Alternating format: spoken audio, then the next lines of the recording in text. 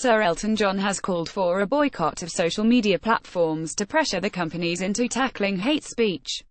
In an interview with Newsnight, Sir Elton encouraged people to boycott social media sites such as Facebook and Twitter in order to force the platforms to address homophobic hate speech. The veteran LGBT rights campaigner hit out at social media giants, saying they haven't done anything to try to stem the flow of hate on the internet.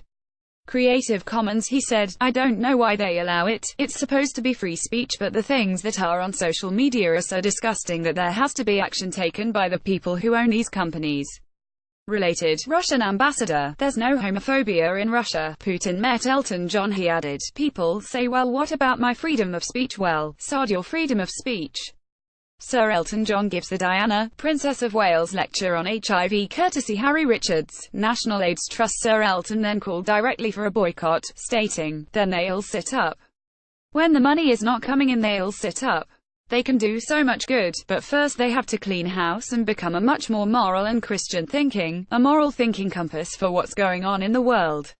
At the moment, they're not doing that." Photo by Dimitrios Kambouris, Getty Images for EJAF. The remarks were made after the singer delivered the National AIDS Trust's Diana, Princess of Wales lecture on HIV.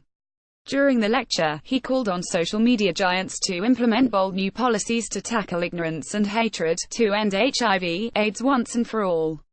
The singer, LGBT rights campaigner and Elton John AIDS Foundation founder directly called on tech companies to move towards policies of compassion to do good in the world. He said, "Social media has become too often an arena that amplifies all our conflicts and builds walls between us. Prejudice we thought had disappeared has crawled out from under stones. People are using the privilege of anonymity to say things they would never say in person, or to boast about their privilege in ways we thought we left behind a century ago." Sir Elton John with husband David furnished courtesy Harry Richards, National AIDS Trust. He later added, "Companies like Facebook, Twitter and Instagram cannot pretend they are purely private enterprises. I believe they have a public role and a public responsibility." Both Twitter and Facebook, who also owns Instagram, have officially tightened their stances on homophobic hate speech in recent years. However, the sites still face regular criticism from those who see and experience anti-LGBT hate speech and harassment on the platforms. Read this: "The celebrities that you didn't realize are gay."